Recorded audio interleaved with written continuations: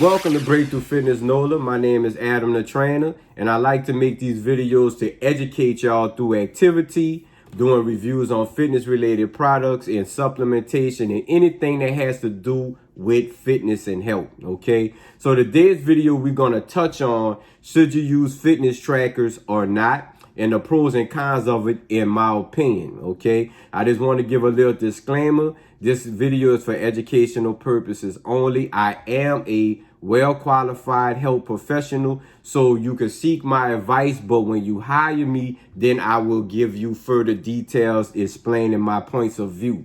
So this video is for educational purposes only, okay? And for the sake of this video, I'm not going to give any specific brand on the type of trackers we're going to be talking about, because I don't want to seem like I am one way or another. I'm just giving my opinions on what I see could potentially be a problem, but also could help not be a problem when it comes down to fitness trackers. All right, stay tuned and we'll be back in a moment.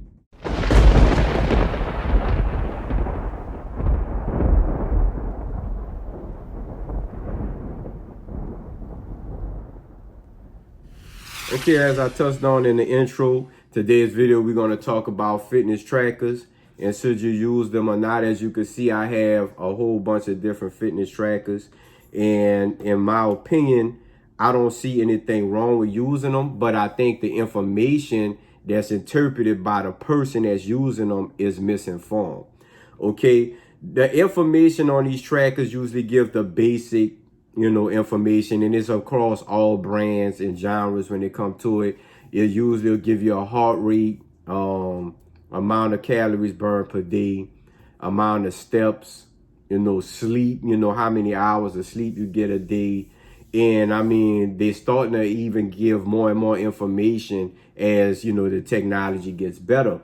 But when it comes down to these trackers, it's important to know that these are approximations, okay? These are approximations. They're not 100% accurate.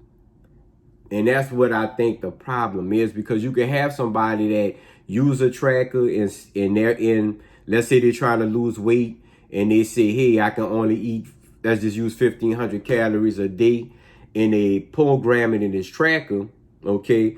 And the tracker even tracks your activity and exercise, and it say, okay, for the day you burn 2,500 calories, all right? But it kind of could overestimate you.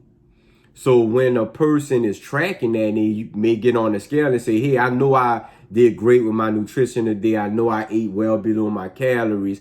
And according to my fitness tracker, it says I burn well above, even with activity, I burn well above the calories that I've taken in, and I gain weight that day. So they think that they totally did the wrong thing, that they had overeaten, or it could be so many different reasons. But I think the main reason is they're not looking at those numbers as they're just approximations, okay? So let's say how the tracker may be set up. You may have one point in a day one day where you did activity. All right. You had a real great workout. You had a really hard and busy day where you did a lot of moving back and forth and everything. So you burnt a lot of calories, right? But then let's say the next day after that, you don't have as productive as a day. Okay. And let's just say the day after that, let's just use 3 days in this example. You pick back your activity. You didn't do more than what you did that first blockbuster day, but you did do more than you did the day before. All right. These trackers is going to take an average between those 3 days. And on the 4th day, you cannot do anything at all, but the tracker may say you burned an astronomical amount of calories for that day. All right, because it's taking an average. So what people need to understand is it's imperative, especially in this example for that person that's losing weight, to track their calories for themselves. And no matter how much activity they may be doing in those days to follow or not, they still can't overeat on calories because that is something that they can control that's absolute.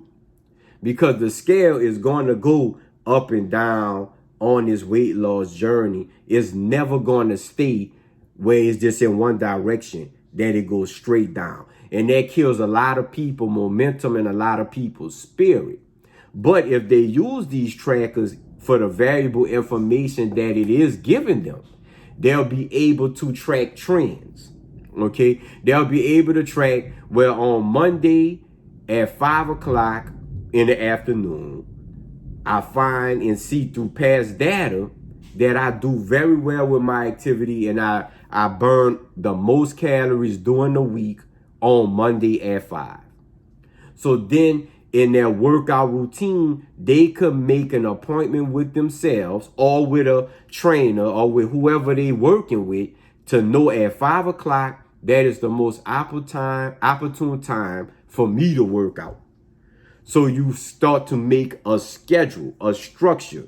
Just like if you check out my video on the 5 reasons why you may not be achieving your fitness goals, and a link will be above, you'll see that everything is about energy and everything is about structure. When you give it a structure, you'll be able to make a behavior for your mind that you could do on a day in and day out basis. And so it is going to give you more of a chance to accomplish the goal that you're trying to accomplish, whether it's gaining weight or losing weight. Okay. Another thing, when people say, should I get 10,000 steps per day or not? Is it just something that they're just promoting or whatever? I think that the 10,000 steps a day is a good starting point. Okay. And all I think the manufacturers are trying to do is to basically give you a goal to get you up, period. Because a lot of people is not doing anything at all.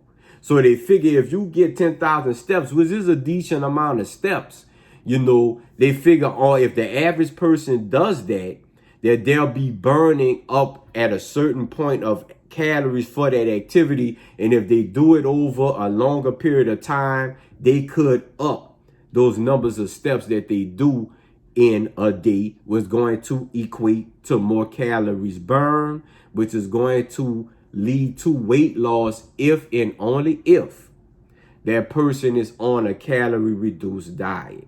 And if you go check out, and I'll leave the link in the description, my blog where I have different articles based off of what a person should do in order to lose weight. So women strength train or not. I'm even have a new article coming up about proper footwear, because footwear also is important in you doing the activity and also in you recovering from the activity, so you won't have a bad experience. So just tap on the link below and go to my blog, support my blog. That's why I'm gonna start doing a lot of my online articles. So and also, please, if you find a value from these videos, subscribe, like, and share, because that really helps the channel grow, because the YouTube algorithm likes to see that type of activity because it brings your video up a couple of notches. And also, I want to try to do a challenge for my video to see if I can get at least 20 likes for this video. So I'm pushing myself as I'm pushing my clientele. We have to do it in gradual steps. But back to the fitness trackers, okay? The fitness trackers also is good because it's going to hold you accountable, because you want to input information. You want to input, some of these trackers let you input your dietary calories that you're taking in. Some of them let you input and give you rewards and badges for achieving certain milestones, and that helps keep your motivation up. Okay, that keeps your motivation up so you can keep trying to be active on a daily basis. All right, you need to also go check out my video on walking versus jogging, so you can understand neither one of them is better than the other. But when you're trying to do things on a daily basis, you have to do lower intensity activity so it produces less wear and tear on your body. And the longer that you do it, the more chance you have of achieving any fitness goal that you set for yourself. Okay, so that's very, very, very, very important. So the pros from using fitness trackers is it's good to track trends.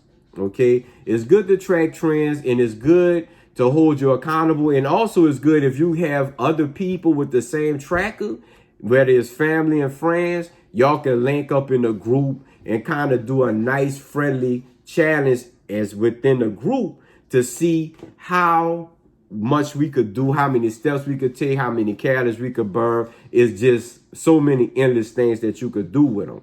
Okay, now the only kind that I see is the misinterpretation of the information that these trackers provide.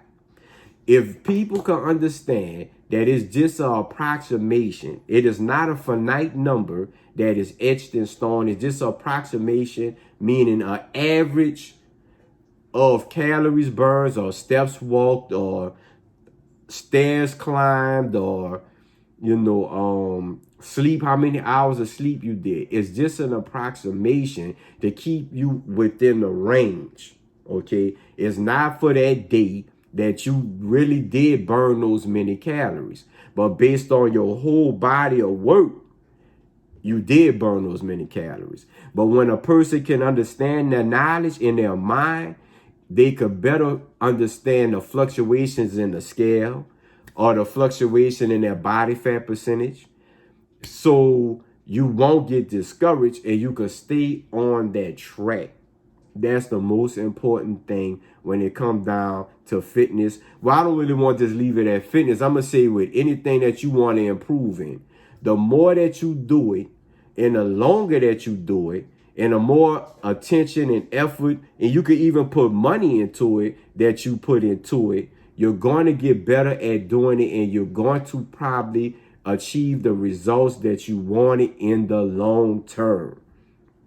Everything about this is the long game. Everybody that come to Breakthrough Fitness Nola and my in-studio clients, I always say I'm in it for the long game. If you are not going to be training here for the long term, then keep your money in your pocket, because you're wasting your money. Because what we build on this platform and this structure that's been individually designed for you is going to be hard for you to sustain that without all the pieces of the puzzle. Okay, and so I always give this example as well. When your mom makes this, let's just use sweet potato pie for Thanksgiving, and she passed the recipe down to you, and you change some ingredients in it, you're changing the consistency of it so it won't be the same. So when mom's not around, if you don't go back and put those ingredients in it exactly the way she showed you, you won't be able to be consistent with the result that she made for you for generations. Okay, so once again, use your tracker, but know that these numbers is not etched in stone. It is a good motivator. It does make you feel good, but know that it is approximations. Use them for as they are intended to be a tool in your health exercise toolbox. Okay, once again, my name is Adam the Trainer, and I enjoy doing these videos for you. Until the next one, I'll see you later.